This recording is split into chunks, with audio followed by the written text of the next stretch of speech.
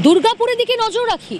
ভয়ঙ্কর অভিযোগ, দুর্গাপুরে রক্তচোষা, দুর্গাপুরে নাবালকদের রক্ত বিক্রির অভিযোগ। এই অভিযোগ স্কুলের প্রিন্সিপাল এবং অভিভাবকদের, আর সেই অভিযোগের পর পুলিশ তদন্ত শুরু করে। এই ঘটনায় গ্রেফতার করা হয়েছে 3 জনকে। কারা তারা, কোথা থেকে গ্রেফতার করা হয়েছে, কিভাবে জড়িত এই ঘটনার সঙ্গে, পুরো বিষয় জানবো। অর্পণ রয়েছে আমার সঙ্গে। অর্পণ, দেখো, একেবারেই কিন্তু এই যে নাবালক দিয়ে যে নাবালকদের তারা যে রক্ত পাচার যে চক্র সক্রিয় হয়ে উঠেছিল, সেই চক্রের কিন্তু অভিযোগের পরেই কিন্তু পুলিশ যখন তদন্তে নামে, এই গোটা ঘটনায় পুলিশ 3 জনকে গ্রেপ্তার করে এবং এই 3 জনের মধ্যে একজন মালদার বাসিন্দা রয়েছে, হাবিবুর, বাকি 2 জন রয়েছে। এই 3 জনকে মোট পুলিশ গ্রেপ্তার করে এবং এই চক্রের সাথে আরো কারা যুক্ত রয়েছে তা পুলিশ জানার চেষ্টা চালাচ্ছে। কারণ পুলিশ প্রাথমিকভাবে মনে করছে যে এই যে রক্ত পাচার যে চক্র, এই গোটা ঘটনায় আরো কেউ যুক্ত থাকতে পারে এবং এদের মাথা অন্য কেউ হতে পারে।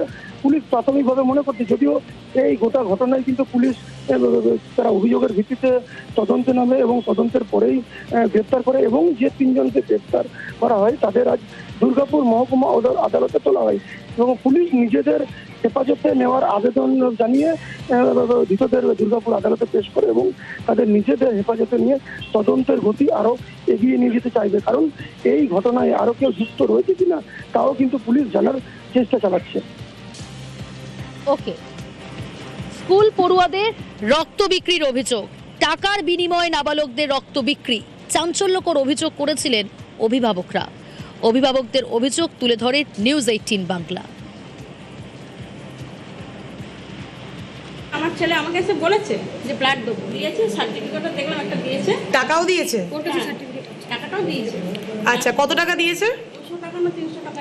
কত তারিখে দিয়েছে ব্লাডটা? তাও হয়ে গেল 2-3 মাস বেশি হবে। আমার ছেলের ব্যাগটা সার্চ করতে গেলে, স্কুল ব্যাগটা, তো তখন ব্লাড ডোনেশনের একটা সার্টিফিকেট দেখলাম আমার ছেলে মানে নাম লেখা আছে আর 18+ আছে।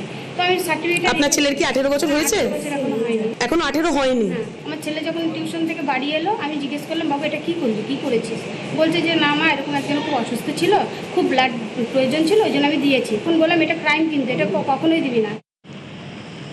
এই রক্তচোষাদের বিরুদ্ধে লাগাতার খবর নিউজ 18 বাংলার। অর্পণ রয়েছে আমার সঙ্গে। অর্পণ, জানতে চাইবো এই চক্র কাজ করত কিভাবে?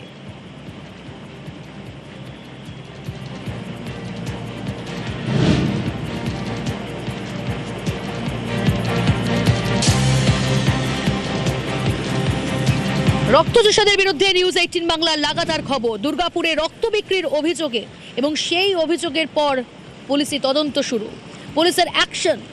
ইতিমধ্যেই গ্রেফতার করা হয়েছে এই ঘটনায় 3 জনকে। চাঞ্চল্যকর অভিযোগ অভিভাবক এবং স্কুলের প্রিন্সিপালের। তারা অভিযোগ করেন টাকার বিনিময়ে নাবালকদের রক্ত বিক্রি করা হচ্ছে। ধৃত 2 জন দুর্গাপুর ও 1 জন মালদার বাসিন্দা। দুর্গাপুরে রক্তচোষাদের বিরুদ্ধে নিউজ 18 বাংলার খবর, লাগাতার খবর। দুর্গাপুরে রক্ত বিক্রির বিরুদ্ধে পুলিশের অ্যাকশন। প্রিন্সিপাল কি অভিযোগ করেছিলেন শুনুন। প্রিন্সিপালের বক্তব্য শোনাবো আপনাদের, তবে তার আগে শুনবো অর্পণ রয়েছে আমার সঙ্গে। অর্পণ, কিভাবে চক্র কাজ করত?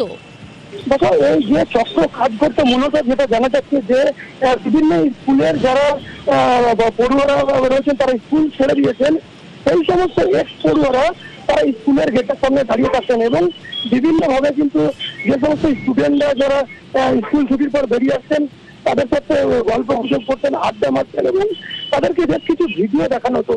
হয়তো কোনো বাচ্চার ভিডিও যে এমন ভাবে দেখানো হতো যে প্রচন্ড রক্তের প্রয়োজন এবং সিম্পথি আদায় করার চেষ্টা করতো সেই সমস্ত স্টুডেন্টদের কাছ থেকে এবং তাদেরকে সেইভাবেই প্রলোভন দেখিয়ে টাকার প্রলোভন দেখাতো এবং কাউকে এই সমস্ত বাচ্চাদের, অসুস্থ বাচ্চাদের ব্লাড দিতে হবে, না হলে বাঁচবে না, এইসব কথাবার্তা বলে ফুসলিয়ে মূলত এই সমস্ত স্টুডেন্টদেরকে নিয়ে যাওয়া হতো। তারপরেই কিন্তু এই রক্ত চক্রের যে একেবারে যে সার্কেল রয়েছে, বিরাট একটা আকার জুড়ে রয়েছে প্রাথমিকভাবে পুলিশ কিন্তু মনে করছে। কারণ এই যে রক্ত পাচার চক্র শুধু দুর্গাপুর নয়, দুর্গাপুরের বাইরেও এই জাল বিস্তার করছে বলে কিন্তু পুলিশ প্রাথমিকভাবে মনে করছেন।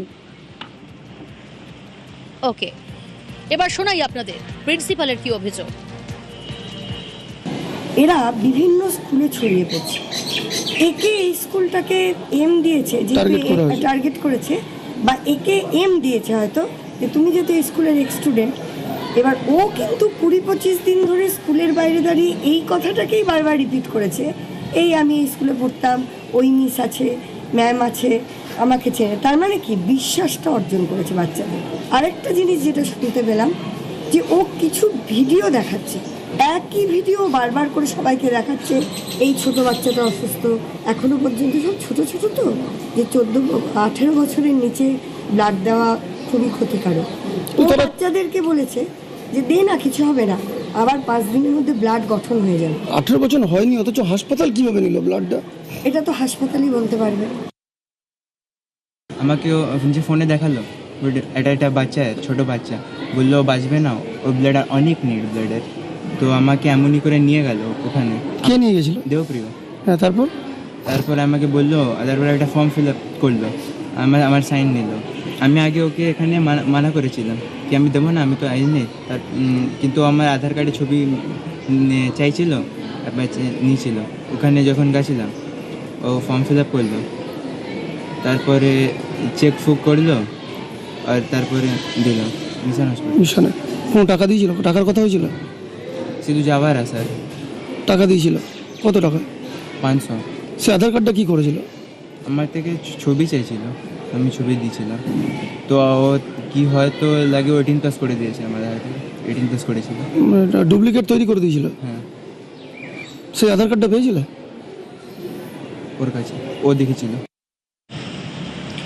রাজ্যের মন্ত্রী অগ্নিমিত্রা পাল তিনি আগেই জানিয়েছিলেন যারা দোষী তাদের বিরুদ্ধে কড়া ব্যবস্থা নেওয়া হবে। অগ্নিমিত্রা পাল কি বললেন শুনুন। আমার জেলার মধ্যে যদি এরকম ধরনের ঘটনা ঘটে, এটা অত্যন্ত ভয়ানক। 13 বছর, 14 বছর, 15 বছরের ছেলে মেয়েদের কাছ থেকে রক্ত নিয়ে তাদেরকে 300 টাকা দেওয়া হচ্ছে, আর যে নিয়ে আসছে তাকে 1000 টাকা দেওয়া হচ্ছে। এগুলো কোনো মতেই আমরা সহ্য করব না। স্ট্রিক্ট থেকে স্ট্রিক্টেস্ট পানিশমেন্ট হবে, এটুকু আপনারা ভরসা রাখুন। কোনোদিন রক্ত নেওয়া যায় না। আমি পুরো তদন্তটা করি, আমি পুলিশকে জানাচ্ছি, যারা দোষী হবে তারা কিন্তু খুব সাংঘাতিক পানিশমেন্ট পাবে। আর এরপরই গ্রেফতার 3 জন।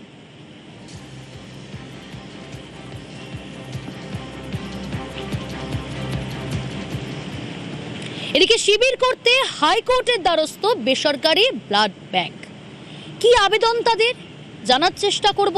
হাইকোর্টই বা কি নির্দেশ দিল। অর্ণব রয়েছে আমার সঙ্গে। অর্ণব, বেসরকারি ব্লাড ব্যাংকগুলি তারা বিভিন্ন জায়গায় ঘুরে ঘুরে স্থানীয় ক্লাব বা বিভিন্ন সংগঠনের তরফে যে উদ্যোগ নেওয়া হয় এবং সেই ধরনের শিবির থেকে তারা রক্ত সংগ্রহ করে, কিন্তু সেই রক্ত সংগ্রহের উপর ইতিমধ্যেই রাজ্য সরকার একটি নিষেধাজ্ঞা চাপিয়েছে। সাম্প্রতিক এই ব্লাডকে ঘিরে যে একটা দুর্নীতির চক্র সামনে এসছে সেটাকে ক্র্যাক করার চেষ্টা করছে রাজ্যের পুলিশ।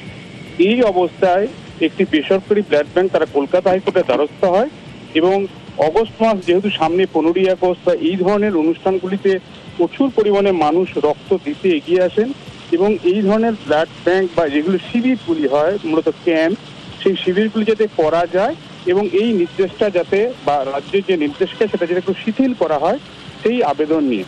এবং এক্ষেত্রে আজ হাইকোর্টের তরফে নির্দিষ্ট করে কোনো এরকম নির্দেশ না দেওয়া হলেও রাজ্যের তরফে আশ্বাসকে জানানো হয়েছে যে বেসরকারি ব্লাড ব্যাংক যারা তাদের ইন হাউস অর্থাৎ সেই বেসরকারি ব্লাড ব্যাংকের মধ্যেই কেউ যদি কোনো ইচ্ছুক রক্তদাতা গিয়ে রক্ত দান করে আসেন এবং সেটাকে যদি ব্যবহার করা যায় সে বিষয়ে রাজ্যের কোনো আপত্তি নেই, কিন্তু বাইরে শিবির করে রক্ত সংগ্রহের যে বিষয়টি সেটি এই মুহূর্তে রাজ্য বন্ধ রেখেছে বিভিন্ন কারণে, তার মধ্যে অন্যতম চক্রের বিষয়টি বললাম।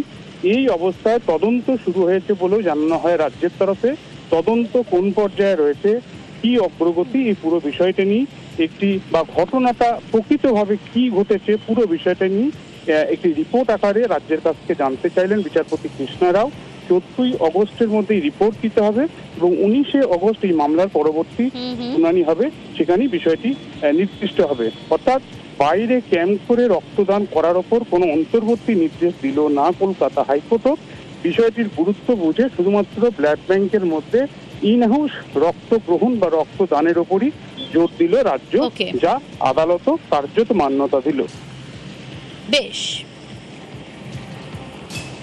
15 আগস্টের আশেপাশে অনেক ব্লাড ডোনেশন ক্যাম্প হয়, এটা বন্ধ করে দেওয়া মানে ব্লাড ক্রাইসিস তৈরি হয়ে যাওয়া। থ্যালাসেমিয়া নিয়ে একটা সমস্যা হচ্ছে, কারণ কি থ্যালাসেমিয়ার যারা রোগী তারা প্রপার ব্লাড ট্রান্সফিউশন পাচ্ছে না। একটি রিট পিটিশন দায়ের করা হয়, তাতে আদালতে এসে সরকার বলেন যে আমরা যদি ইন হাউস মানে যেখানে যা অফিসিয়াল সেন্টার আছে সেই সেন্টারে যদি আমরা ব্লাড কালেকশন করি তাতে সরকারের আপাতত কোনো আপত্তি নেই, কিন্তু তাদের ব্লাড ক্যাম্প করা নিয়ে একটি বিরোধিতা আছে। অবিলম্বে যেন একটি রিপোর্ট তারা জমা দেন যে তারা এক্স্যাক্টলি কি বলতে চাইছেন এবং কি কারণে তারা আমাদেরকে ব্লাড কালেকশন করা থেকে বা ব্লাড ডোনেশনের কাজ করা থেকে আটকানোর নির্দেশ দিচ্ছেন।